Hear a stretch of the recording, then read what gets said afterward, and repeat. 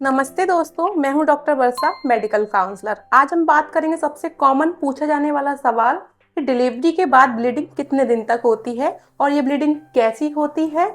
साथ में ही क्या नॉर्मल डिलीवरी में ज़्यादा ब्लीडिंग होती है, सी सेक्शन में ब्लीडिंग नहीं होती है। बहुत सारे सवाल जो कि आपके मन में होते हैं, आज मैं सारे ही सवालों का जवाब देने वाली हूँ इस वीडियो में, तो बने रहिए।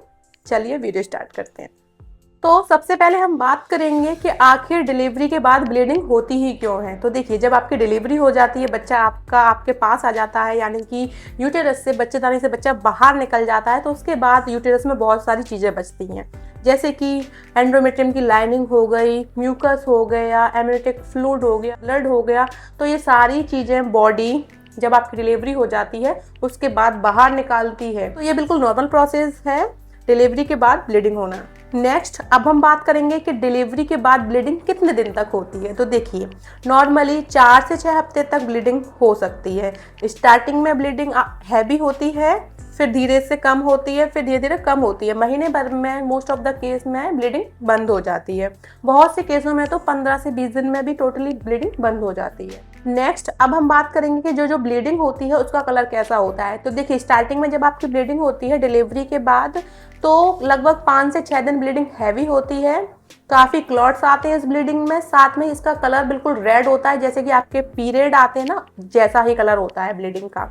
फिर 7 दिन बाद ब्लीडिंग का कलर चेंज होके ब्राउन या पिंकिश कलर का हो जाता है, और ये ब्राउन या पिंकिश कलर की ब्लीडिंग आपकी लगभग 10 से 15 दिन चलती है।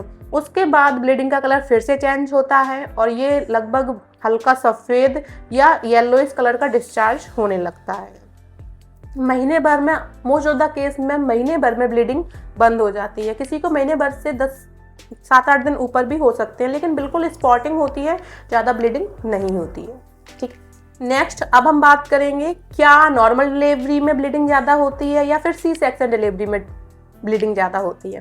तो देखिए, चाहे नॉर्मल डिलीवरी हो या सी सेक्शन डिलीवरी हो, दोनों ही डिलीवरी के बाद ब्लीडिंग 4 से 6 हफ्ते तक चलती है। लेकिन क्या होता है, नॉर्मल डिलीवरी में ब्लीडिंग थोड़ी ज़्यादा होती है और सी सेक्शन में थोड़ी कम, क्योंकि सी सेक्शन होता है तब डॉक्टर आपके यूटेरस से सफाई अच्छे से कर देते हैं। तो ब्लीडिंग आपको होती है 4 से 6 हफ्ते तक, 20 दिन भी हो सकती है, लेकिन ब्लीडिंग ज़्यादा हैवी नहीं होती है। स्टार्टिंग में हैवी होगी, हल्की फुल्की, फिर धीरे धीरे कम हो जाएगी।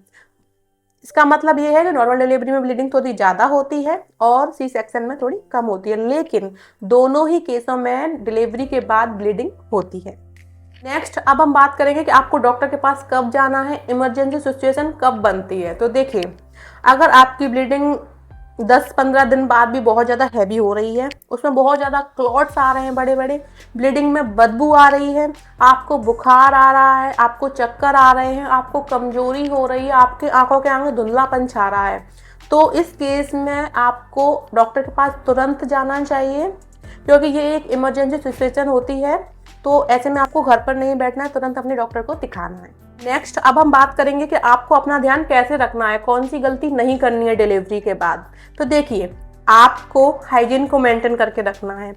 अपना पैड आपको चेंज करते रहना है, 4 से 6 घंटे में आपको पैड चेंज करना है। नीचे वेजाइना को साफ रखना है और आपको हरे पत्तेदार सब्जियों का प्रयोग करना है, फाइबर अच्छा लेना है, आयरन रिच डाइट लेनी है और आपको पानी भी पर्याप्त मात्रा में पीना है।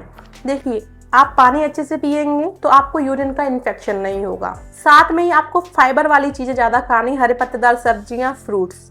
क्यों कह रही हूँ, देखिए, अगर आप ज़्यादा हरे पत्तेदार सब्जियां खाएंगे, फ्रूट्स खाएंगे, तो आपको कॉन्स्टिपेशन नहीं होगा, तो आपको पॉटी जाएंगे जब आप, तो आपको ज़्यादा जोर नहीं लगाना पड़ेगा और आपको इन्फेक्शन भी नहीं होगा। तो अगर आप अच्छे से फ्रेश हो रहे हैं, अच्छे से टॉयलेट जा रहे हैं और हाइजीन को अच्छे से मेंटेन कर रहे हैं, pad time to time change कर रहे हैं, तो आपको इन्फेक्शन होने के रिस्क काफ़ी कम हो जाते हैं। साथ में ही एक इम्पॉर्टेंट बात, देखिए, जब आपकी नॉर्मल डिलीवरी हो या सी सेक्शन डिलीवरी हो, उसके बाद डिलीवरी के बाद ब्लीडिंग होती है, तो आपको पैड, सैनिटरी पैड हो गए या मैटरनिटी पैड हो गए, वो यूज करने हैं। आपको टैम्पॉन का यूज नहीं करना है। तो यही सारी जानकारी थी आपके लिए आज की वीडियो में। वीडियो कैसी लगी कमेंट में बताइए, और किसी को वीडियो की नीड है तो आप उसको ये वीडियो शेयर भी कर सकते हैं। मिलते हैं नेक्स्ट वीडियो में, और कोई सवाल है तो पूछिए, आपको जवाब जरूर मिलेगा। नमस्कार।